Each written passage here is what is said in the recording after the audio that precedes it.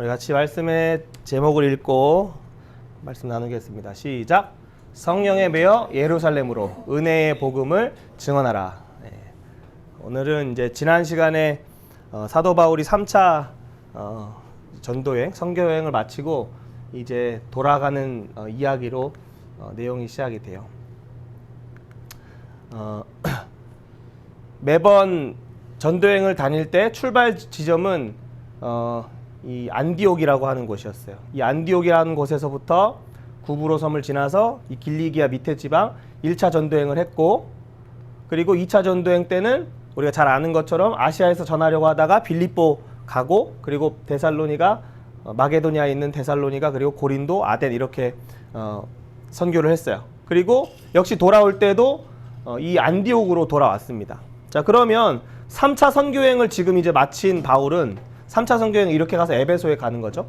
에베소에서 이제 약 3년 동안 하나님의 말씀, 하나님 나라를 전했는데, 그러면 우리 지연이한테 물어볼게요. 3차 전도여행을 마친 바울은 어디로 돌아가야 됩니까? 에? 이스라엘? 예루살렘? 정답을 안 해. 안디옥으로 원래는 돌아가야죠. 왜? 이 안디옥이라고 하는 것은 이스라엘이 아니야. 여기는 시리아 위쪽에 있는 나라예요. 그러니까 이 안디옥이라는 곳에 원래는 돌아가야 돼요. 왜? 이 안디옥 교회에서 바울을 보냈기 때문에.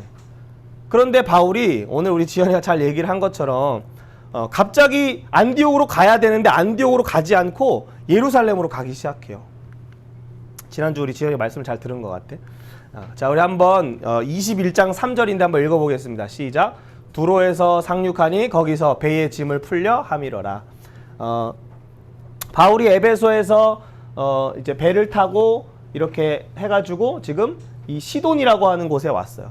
이 두로 시돈은 옛날에 이제 솔로몬이 성전을 지을 때 거기서 이제 많은 성전의 그 재료들을 가지고 왔던 항구이기도 했어요.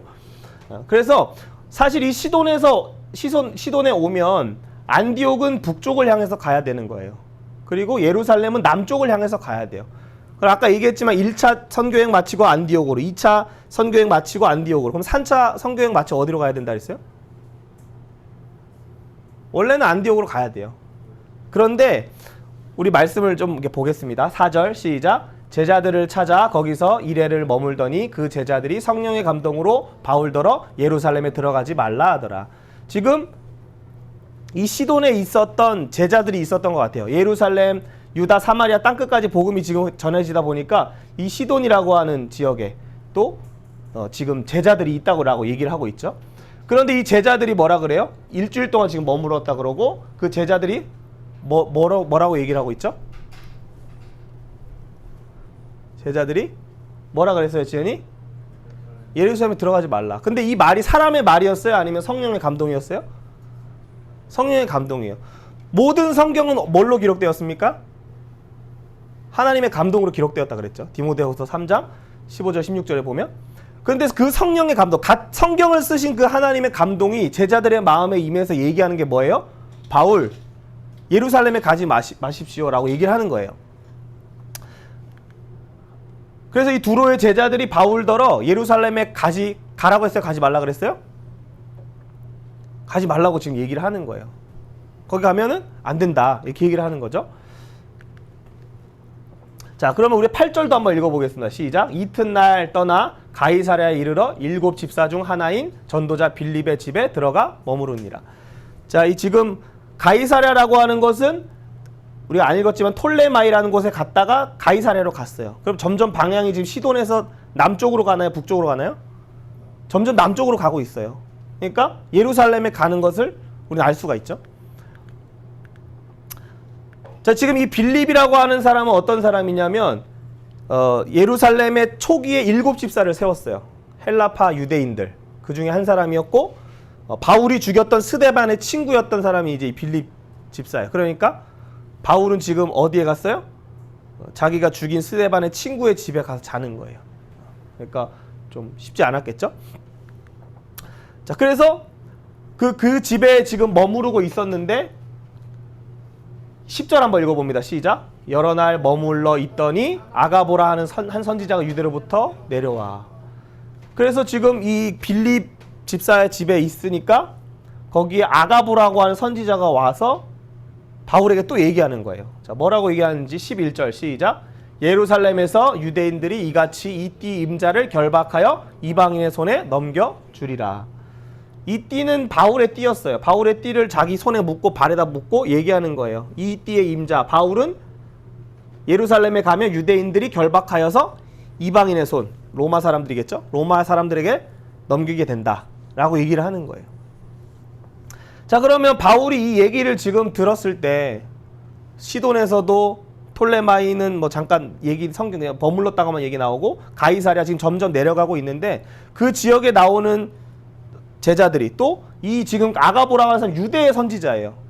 그러니까 그 예루살렘 중심부에 있었던 사람인 것 같아요. 근데 그 사람도 와가지고 권면하기를 예루살렘에 가지 말라라고 계속 얘기를 하는 거예요. 바울이 이 얘기를 들을 때 여러분 우리가 이 얘기를 듣는다면 우리 지연이 구로 중에 가면은 이제 폭동이 일어나는데 거기 가면 너가 죽을 수도 있어 하면은 지연이 가야 돼 안 가야 돼? 거기 안 가야 돼요. 그거 위험해. 시청에 가면 요즘 그 데모를 그렇게 많이 하는데 거기 지나갈 때 좀 무서운 마음이 들어. 그런 위험한 지역 가면 안 되잖아, 그렇지? 그런데 바울은 이 얘기를 듣는데 이 말을 잘 듣지를 않아. 자, 왜 그런지 우리가 좀 볼게요.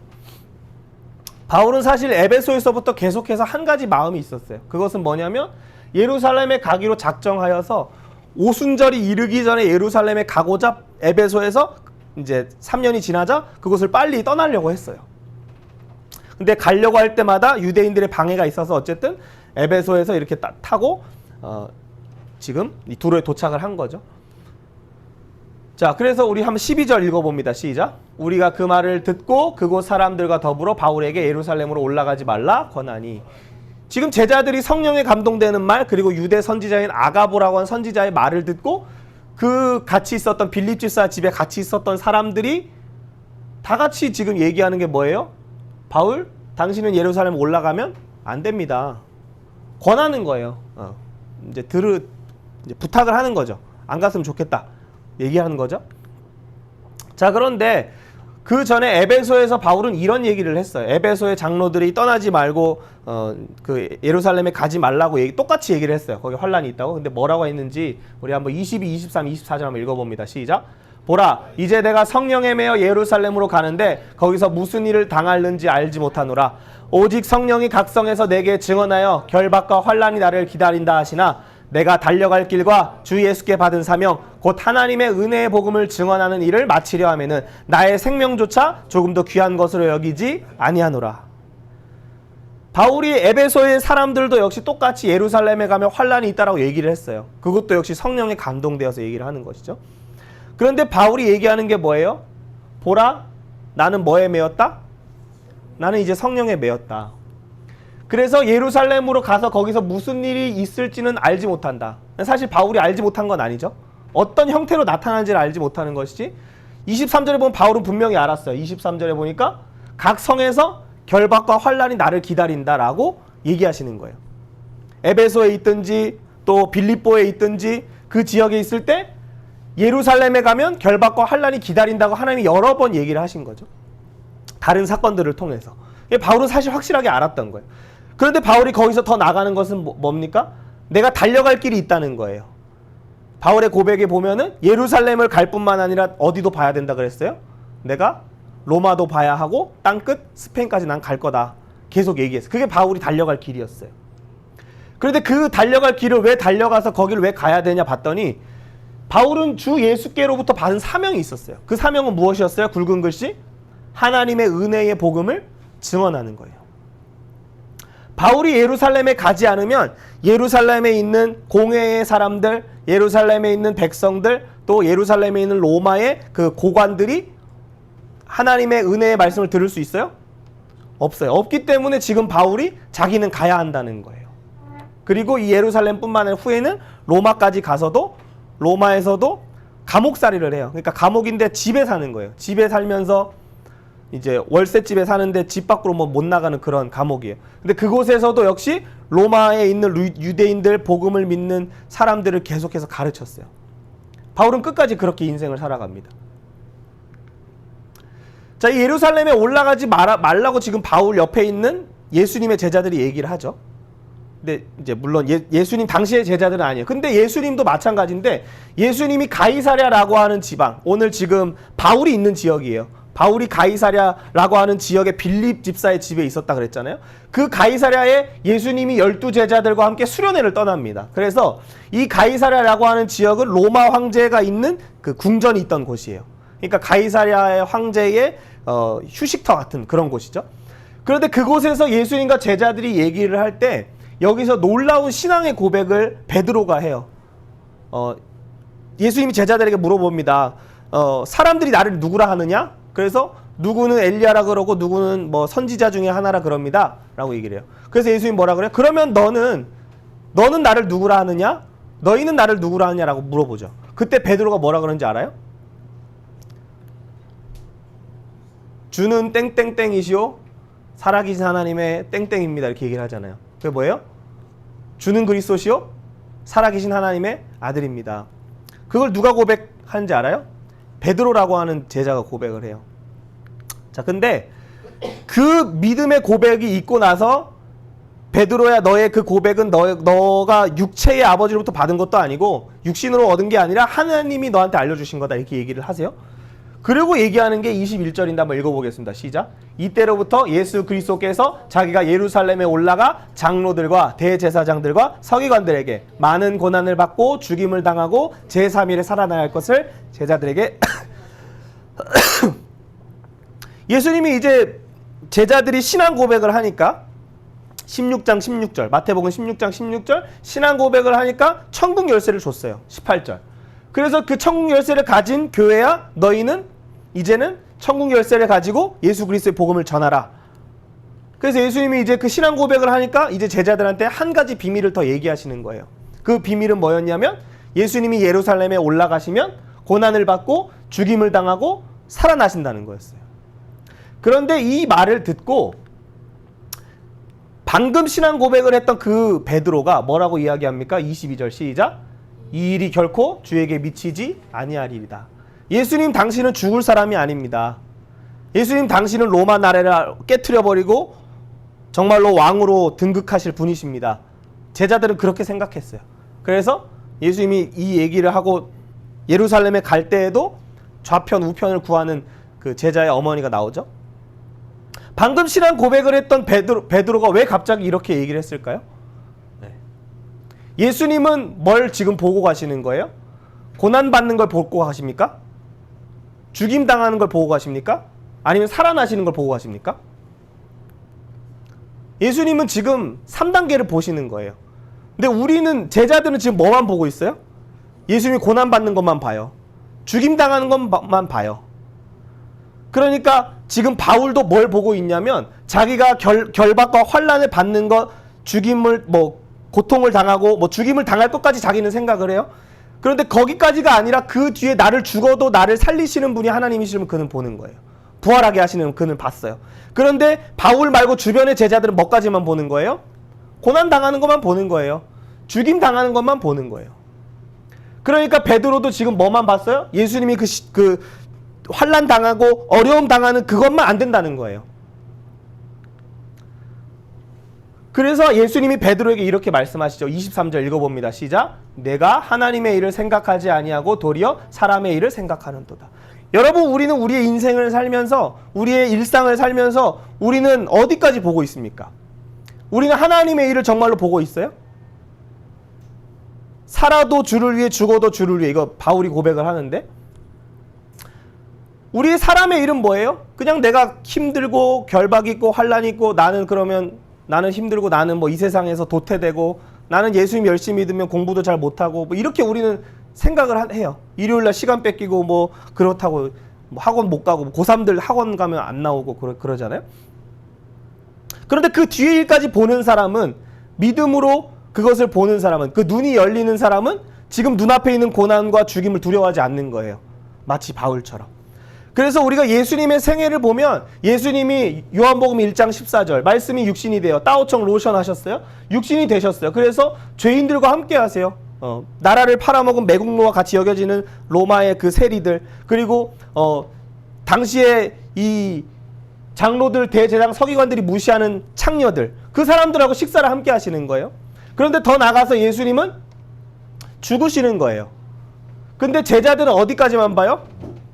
말씀으로 오신 분을 알아요. 그는 주는 그리스도시요 살아계신 하나님 아들이시면 알아요. 알긴 아는데 어디까지만 봐요? 고난까지만 보는 거예요. 그 뒤에 뭐가 있어요? 영광의 부활이 있어요. 정말로 시험 기간에 예배 시간에 나오면 시험 못 봐요? 그거 아니잖아. 열심히 평상시에 공부했으면, 그리고 또 예배를 드리면 하나님의 특별한 은혜가 있다는 걸 우리는 믿음으로 보는 거예요. 그걸 보는 자는 영광의 부활을 보는 거예요. 근데 우리 한번 누가복음 9장 51절 읽어봅니다. 시작. 예수께서 승천하실 기약이 차감해 예루살렘을 향하여 올라가기로 굳게 결심하시고. 사실 예수님은 고난을 보신 게 아니고 죽음 보시고 살아난 거 보신 게 아니에요. 어디까지 보셨어요? 승천까지 보신 거예요. 그러니까 제자들은 지금 고난 요거 눈앞에 있는 이 환난 어떻게 피할까? 바울도 예루살렘에 가면 환난 있으니까 제자들이 가지 말라고 얘기하는 거죠. 근데 바울은 그 너머에 있는 영광을 바라보는 거예요. 예수님은 심지어 자기 자신이 십자가에 죽으시고 매장되시고 부활하실 것뿐만 아니라 40일 동안 하나님 나라의 제자와 함께 선포하시고 승천하신 것까지 보시는 거예요. 사실 예수님은 그 뒤에 성령을 보내시는 것까지, 그리고 마지막 상급과 봉, 심판하시는 그 날까지 예수님 사실 다 보셨어요.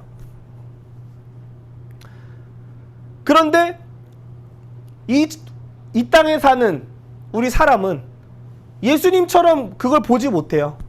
바울처럼 그걸 보지 못해. 그러니까 예루살렘에 올라가면 안 된다는 거예요. 그런데 정말로 하나님께서 우리의 눈을 열어주시면 당장 내 눈앞에 있는 환난과 결박이 문제가 아니고 그 뒤에서 그 사건을 통하여 예수의 복음이 증언되게 하시는 놀라운 부활의 증언, 바울이 그것을 뒤에 하죠. 부활의 증언이 나타나는 거예요. 그래서 여러분, 현재 나타날 우리 이 고난을 장차 나타날 영광에 비교할 수 없다라고 얘기를 해요.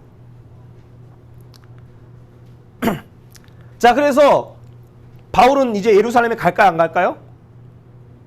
가는 거예요. 자, 우리 한번 21장, 사도행전 21장 29절 읽어봅니다. 시작. 에베소 사람 드로비모가 바울과 함께 시내에 있음을 보고 바울이 그를 성전에 데리고 들어간 줄로 생각함이러라. 바울이 이제 예루살렘 근처에 가서 야고보라고 하는 예수님의 동생 사도를 만나요. 그 야고보 사도 주변에는 많은 장로들도 있었어요. 예수님의 제자들이겠죠? 그 장로들이 얘기할 때 바울, 너가 돌아다니면서 이방인들에게 할례 받지 않아도 된다, 뭐 그렇게 얘기하니까 지금 우리 그 아시아에서부터 온 예수님의 제자들이 우리 4명이 있는데 그 사람들한테 할례를 행하고 예루살렘에 가서 너가 성전에 그걸 보고해라, 이렇게 얘기를 한 거예요.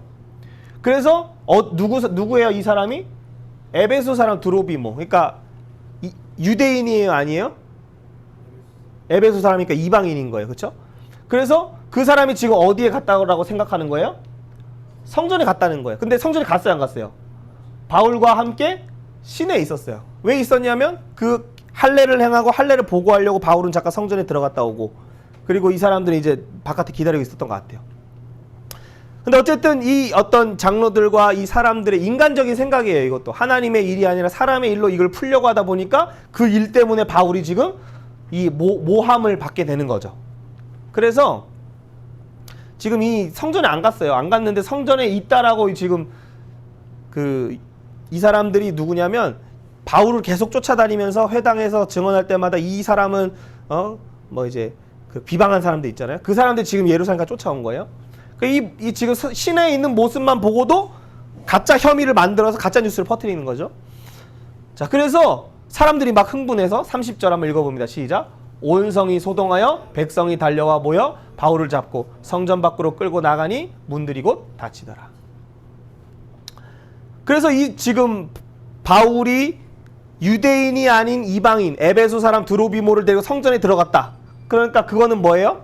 이 사람들 입장에서는 성전을 모독하는 거예요. 왜? 유대인들만 들어올 수 있다. 근데 사실 하나님이 성막을 주실 때, 성전 전에 성막을 주실 때 이방인의 뜰이라는 곳이 있어요. 그곳은 유대인이 아닌 사람들도 서서 하나님을 바라보며 예배할 수 있었어요.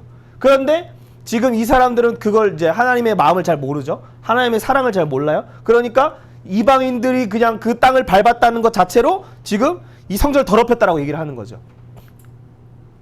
그래서 이 사건 때문에 지금 바울이 이제 돌에 맞고 있어요. 그래서 로마 군인들이 출동을 합니다. 그래서 천부장, 백부장, 그리고 군인들을 데리고 와서 무슨 일이냐 하니까 이 지금 돌 때리던 사람들이 멈췄어요. 그리고 어떻게 해요? 이 천부장이 어쨌든 이 바울 때문에 이 소동이 일어났으니까 바울을 쇠사슬로 결박하라는 거예요. 자, 그러면 각성에서 내게 증언하시되 예루살렘에 올라가면 결박과 환란이 기다린다 하셨던 그 말씀이 이루어지기 시작하는 거예요. 근데 우리가 여기서 주목해야 되는 건 바울은 빌립보 감옥에 갇혔을 때도 그들의 바른 착고에 갇혀 있지만 바울의 그 마음은 여전히 그 부활과 놀라운 그 뒤에 일어나는 일들, 하나님의 일을 바라보고 있어요. 예수 그리스도께서 통치하시는 걸 바라보고 있는 거예요. 자, 그래서 40절 말씀 한번 읽어보겠습니다. 시작. 천부장이 허락하거늘 바울이 층대 위에 서서 백성에게 손짓하여 매우 조용히 한 후 히브리 말로 말하니라. 근데 사실 아까 전에 이 바울이 성전 안에서 이제 잡혀 나와가지고 지금 밖에서 돌로 맞았잖아요. 근데 바울 되기 전에 사울일 때 바울이 똑같이 했어요. 어떻게 했어요? 스데반이라고 하는 사람이 공회 앞에서 여러분의 조상들은 성령을 거슬렀다 이렇게 얘기를 해요. 조금 강하게 얘기를 했죠. 그러니까 이를 부득부득 갈면서 이 스데반을 성전 밖으로 끌어다가 돌로 쳐 죽입니다. 그 돌을 칠 때에 옷을 벗어서 찬성하는 사람 앞에 두는데 그게 누구였어요? 그게 사울이었던 바울이었어요. 그래서 바울이 자기가 끌려가면서 아마 그 생각이 났을 거예요. 아, 스데반이 예수님을 전하다가 돌 맞았지. 바울이 그걸 알았던 것 같아요. 그래서 첫 마디가 뭐였냐면은 우리 한번 읽어보겠습니다. 시작. 부형들아, 내가 지금 여러분 앞에서 변명하는 말을 들으라. 스데반이 얘기했던 말이 부형이에요. 부형. 부형은 뭐예요? 부모할 때 부. 부모할 때 부예요. 그러니까 나의 스승과 같은 여러분 이런 뜻이고, 형은 뭐예요? 형제. 나와의 형제 같은 여러분 이렇게 얘기하는 거예요. 나의 그러니까 가족이라고 얘기를 하는 거예요. 누가? 지금 자기한테 돌 던진 사람들이. 자기 가족이라고 얘기를 하는 거죠. 마치 스데반의 그 설교가 오버래핑 되는 것처럼 지금 바울이 그 말을 하고 있어요. 그리고 스데반은 이제 아브라함부터 그 얘기를 시작했지만 바울은 자신의 간증으로부터 얘기를 시작을 해요. 그래서 얘기하는 게 6절입니다. 한번 읽어보겠습니다. 시작. 호련히 하늘로부터 큰 빛이 나를 둘러 비치매. 그래서 그 빛을 만나고 보니까 음성이 들리는데 네가 왜 나를 박해하느냐? 나는 네가 박해하는 예수다. 그렇죠? 그런데 26장에서 보면 이 빛이 뭐라 그래요? 태양보다도 더 빛난 빛이라고 얘기를 하고 있어요. 그러니까 우리가 창세기에서 빛이 있으라 하셨던 그 빛에 예수님께서 넷째 날 해와 달 별을 만드시는데 첫째 날 빛이 있었어요. 그러니까 첫째 날 있었던 그 빛은 넷째 날 만들었던 태양빛이 아니었다는 거죠. 그리고 지금 이 호련히 비쳤던 이 빛은 태양빛이 아니라 태양보다 더 밝은 빛, 곧 예수 그리스도의 빛, 진리의 빛이 그를 비추기 시작하는 거였어요. 그래서 그가 변화되기 시작하죠. 그리고 15절에 이렇게 한번 읽어봅니다. 시작. 모든 사람 앞에서 네가 보고 들은 것의 증인이 되리라. 그래서 너는 이제 만나는 모든 사람에게 너가 만난 예수님, 다메섹에서 만난 예수님을 너는 전하게 될 것이다 라고 아나니아 선지자를 통해서 이렇게 얘기를 했어요. 자, 그런데 우리가 스데반의 사건도 한번 볼 거예요. 스데반 7장, 사도행전 7장 55절 시작. 스데반이 성령 충만하여 하늘을 우러러 주목하여 하나님의 영광과 및 예수께서 하나님 우편에 서신 것을 보고. 스데반도 뭘 봤냐면 자신이 지금 돌 맞을 그 상황을 보는 게 아니고 고난받을 상황, 죽임을 당하는 그 상황이 아니라 뭘 봤어요? 하늘을 지금 보는 거예요. 하늘에서 뭐가 보여요? 하나님의 영광이 보여요. 또 뭐가 보여요? 예수님께서 우편에 서신 게 보는 거예요. 그러니까 아까 전에 우리가 예수님 생애표에 보면 고난, 부활, 승천, 보좌 우편, 성령 보내심 있잖아요. 그렇죠? 예수님이 아까 예루살렘에 올라갈 때 승천의 기약이 차심해. 그러니까 예수님을 올라가실 때 죽음을 바라보고 올라가신 게 아니라 부활을 바라보고 올라가신 게 아니라 승천하실 걸 바라보신 거예요. 바울도 마치 지금 예루살렘에 들어가 결박과 환란이 기다리는 거 그거 보는 게 아니고 지금 그 결박과 환란을 통하여 이스라엘 사람들 앞에 로마의 천부장 그리고 또 로마의 그 총독 사람들 앞에 복음 전하는 그걸 바라보는 거예요. 부활의 능력으로. 근데 마찬가지로 스데반도 그가 죽을 때 자기의 죽음을 주목했다면 스데반이 돌 던질 때 잽싸게 도망을 갔어야죠. 근데 그는 그 죽음을 바라보는 게 아니라 하늘을 우러러 주목하는 거예요. 하나님의 영광을 보는 거예요. 예수님이 하나님 우편에 서신 걸 보는 거예요. 그러니까 스데반은 두려워합니까? 안 두려워합니까? 두려워하지 않아요. 그 돌 맞으려고 하는 그 즉시에도 얼굴이 아주 그냥 이제 평안했어요. 그걸 모습을 본 바울은 후에 변화가 되는 거죠. 여러분, 우리는 우리의 인생 살아갈 때 우리 눈앞에 있는 문제에 너무나 고립될 때가 있어요. 아, 내가 이 문제 어떻게, 난 못할 것 같은데 내 인생 망했다. 우리 그렇게 문제에 빠져요. 내 앞에 있는 고난의 문제, 내 앞에 있는 죽음의 문제, 우리는 허덕일 때가 많아. 그런데 그 고난 뒤에 우리를 빚어서 부활하게 하실 뿐만 아니라 하나님, 예수님께서 승천하시고 또 보좌 우편에 앉으실 뿐만 아니라 성령을 보내신다는 그걸 바라보고 있으면, 스데반처럼 하나님의 영광과 예수님이 보좌 우편에 앉아 계신 그걸 바라보면 하늘로부터 주어지는 그 놀라운 힘이 우리에게 있어요. 마치 빌립보 감옥에서 바울이 바른 착고에 있었지만 바울과 실라가 하나님을 찬양하며 막 기도하는 소리가 로마 사람들을 변화시킨 것처럼, 또 그 간수장을 변화시킨 것처럼 그 놀라운 힘이 주어지는 거예요. 우리가 무엇을 바라보느냐가 너무나 중요해요. 자, 우리 한번 9장 15절 한번 읽어봅니다. 시작. 이 사람은 내 이름을 이방인과 임금들과 이스라엘 자손들에게 전하기 위하여 택한 나의 그릇이다. 우리 옆 사람을 한번 축복해 봅시다. 당신은 많은 백성과 왕들 앞에 예수님의 이름을 전하기 위하여 하나님이 택하신 하나님의 형상입니다. 여러분, 우리는 다 왜 태어난지를 잘 모르고 무엇을 위해 살아가는지 잘 모를 때가 있지만 바울은 그걸 깨달았어요. 복음을 전하기 위해서, 예수님의 이름을 전하기 위해서 택해졌다는 걸 깨달았어요. 그래서 바울이 안디옥으로 올라가면 그냥 거기서 선교 보고하고, 그리고 또 지금 에베소에서 사람들이 가지 말라고 얼마나 했어요. 그러니까 에베소 가서 별장 하나 얻어서 살면 얼마나 좋아요? 그런데 그게 아니라 그는 그 앞에 있는 결박과 환난을 향해서 뚜벅뚜벅 가는 거예요. 예수님이 예루살렘을 향하여 올라가시는 것처럼. 왜? 그 이름을 전하기 위해 택한 그릇이란 걸 바울이 아니까. 그래서 지금 오늘 우리가 22장에서 본 것처럼 백성 앞에서 지금 증언해요. 여러분, 그 예수님을 지금 회개하고 믿으십시오라고 기회를 주는 거죠. 이 사람들이 바울에게 복음을 듣지 않는다면 이 사람들에게 복음을 전할 제자들은 없는 거예요. 왜? 이 지금 제자들은 고난당하고 죽임당을 무서워하고 있기 때문에. 그런데 바울은 그걸 넘어섰어요. 그 뒤에 있는 부활을 바라보고 승천을 바라보고 보좌 우편에 계신 그 예수님을 바라보고 통치하시는 걸 바라보고 있으니까. 그러니까 바울이 아니면 이 소동하는 사람들이 예수의 복음을 들을 기회가 없어.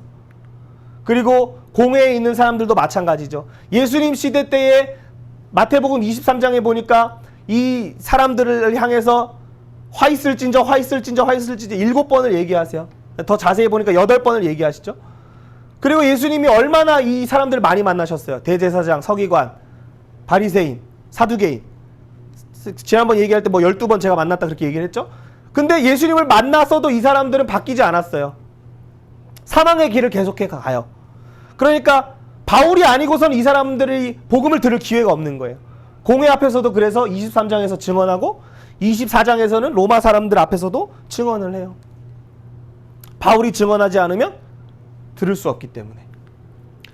자, 그래서 우리가 로마서 8장 18절 한번 읽어보겠습니다. 시작. 생각하건대 현재의 고난은 장차 우리에게 나타날 영광과 비교할 수 없느니라.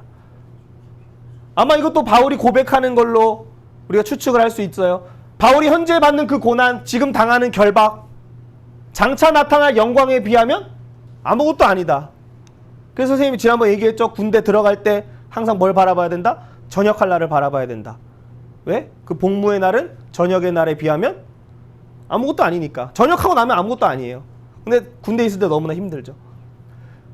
마찬가지로 지금 바울 앞에 있는 그 고난이 바울은 중요하지 않아요. 오히려 자기가 복음을 증언하지 않는 것이 더 두려운 거예요. 그래서 이 장차 나타날 영광, 지금 바울은 백성 앞에서, 공회 앞에서, 임금들 아니죠, 고관들 앞에서, 그리고 로마의 임금 앞에서도 전하는 그것을 바라보는 거예요. 지금 바울은 무엇을 하고 있냐면 하나님을 영화롭게 하는 주기도문 첫 번째. 하나님을 영화롭게 하고 있어요. 어떻게? 하나님을 끝까지 사랑하는 모습을 통해서. 그 은혜의 복음을 증언하는 걸 통해서. 택한 그릇이라는 그 말씀, 그 사명, 그것을 그걸 행함을 통해서. 그리고 사람들한테는 어떻게 주기도문이 이루어집니까? 일용할 양식인 예수 그리스도의 복음을 증언할 뿐만 아니라 또 내가 죄 지은 자를 용서해 준 것처럼 나를 용서해 주십시오라는 그 주기도와 같이 지금 자기를 돌로 때리고 자기를 거짓 증인들 세워서 고소하는 공회 사람들 70명의 엘리트 사람들에게도 역시 용서를 계속해서 보여주고 있는 거예요. 그런데도 이 백성들과 이 공회 사람들은 그 기회를 대부분 걷어찼어요.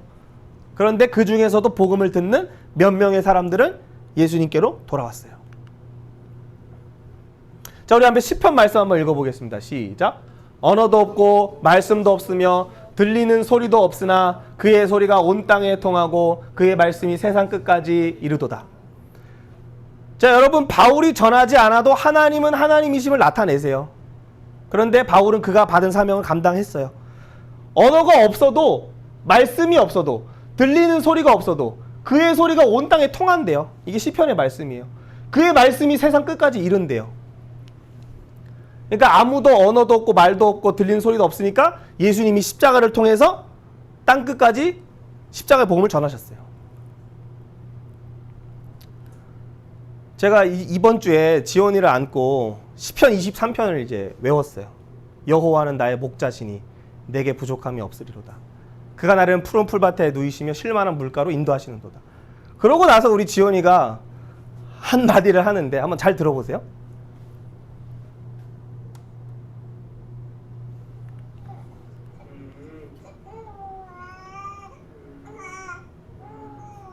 뭐라고 하는 것 같아요? 네, 여호와 하는 것 같죠? 여호와는 나의 목자시니 내게 부족함이 없다. 저는 그렇게 들렸어요. 네. 그리고 이제 항상 우리 세란 선생님은 항상 우리 지원이한테 웬 여호와 추후 개인이 바후니 그걸 이제 항상 얘기를 하는데 우리 지원이가 갑자기 여호와 하면서 이제 이거를 저도 어제 영상을 다시 틀어보니까 뭔가 그 말이 그렇게 들리는 거예요. 지원이가 말을 못해. 언어도 못해. 지원이 아직 뭐 말씀도 잘 몰라요. 들리는 소리는 있지만 아직 말할 줄도 몰라요. 그런데 이 아이가 뭔가 여호와 하는 그 말을 하고 있어요. 옹알이를 하고 있어요. 여러분, 우리가 지금 정말로 눈앞에 있는 고난에 주목하지 않고 그 다음에 있는 부활과 영광을 바라보고 하나님의 그 통치를 바라보면 보통 옹알이는 1살 넘어가서 해요. 그러니까 말하기 시작한 엄마 아빠 이걸 이제 1살 넘어가서 하는데 말 못하는 아이의 입술로도 뭔가 여호와라는 그 이름이 증언되고 있어요. 우리는 누구예요? 우리는 다른 왕들 앞에서 백성들 앞에서 임금들 앞에서 예수의 이름을 전하기 위해 하나님 택한 그릇이에요. 그래서 하나님이 지원을 통해서 뭔가 우리를 깨우시고자 하는 것 같다라고 선생님 생각을 했어요. 그래서 우리는 백성과 왕 앞에 예수의 이름을 증언할 다음 세대의 용사들이에요. 한 번 더 들어볼게요. 네. 여호와는 나의 목자시니 뒤에 말은 사실 잘 모르겠어요. 네. 이러고 한 10초, 20초를 계속 이제 뭔가 옹알이를 하더라고요. 여러분, 우리 자신을 우리가 뭐 나는 그냥 예수님 믿는 그냥 뭐 사람 중에 하나야 그렇게 생각하지 말고 우리 스스로가 하나님 앞에 복음의 용사를 우리가 생각하는 거예요. 옆 사람들을 바라볼 때. 우리 한 번 더 선포해 봅시다. 나는 예수의 이름을 땅끝까지 전할 복음의 용사다. 여러분, 그렇게 우리가 살아갈 때 우리 때로는 눈앞에 고난이 있고 어려움이 있다 할지라도 우리를 사용하실 그 하나님 바라보고 우리가 서로를 그렇게 바라볼 때 하나님 우리를 그렇게 사용하실 줄 믿어요. 우리 같이 한번 기도하는 시간 갖겠습니다.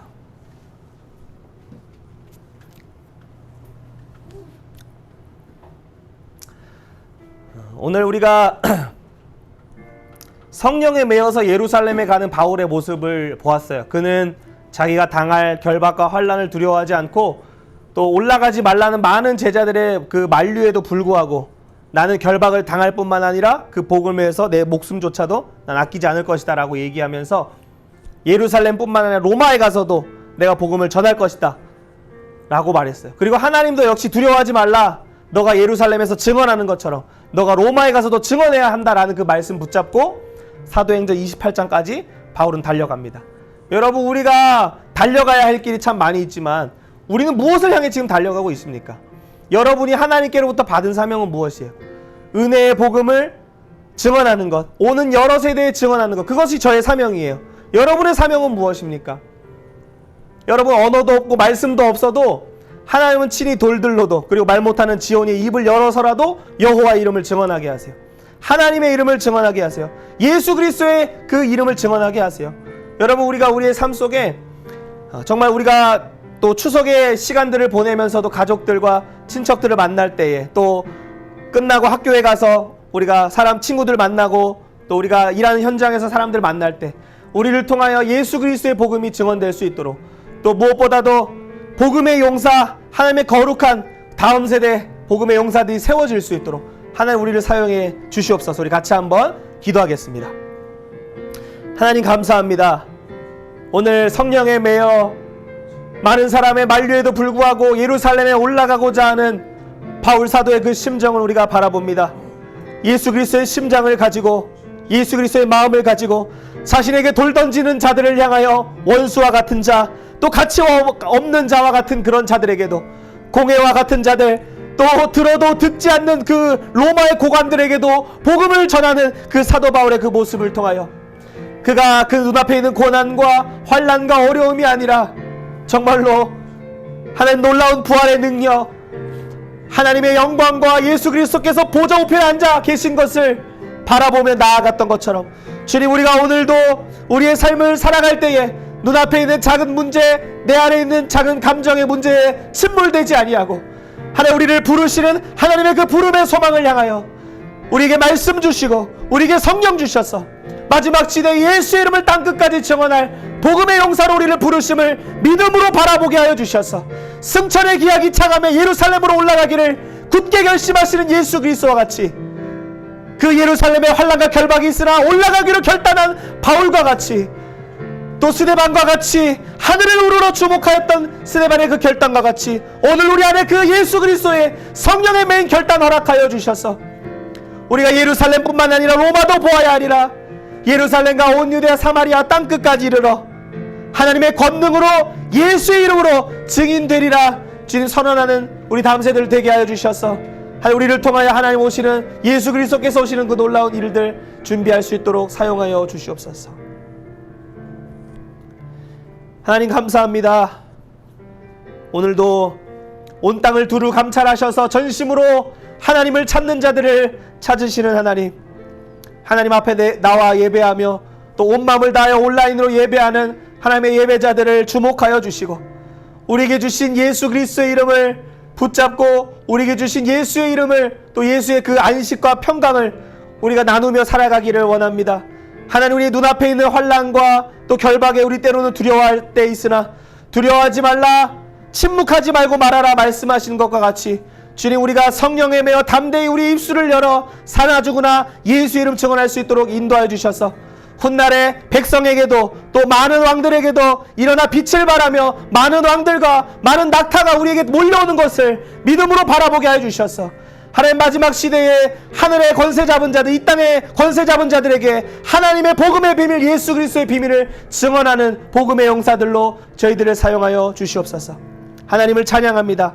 예수님의 이름으로 기도드립니다.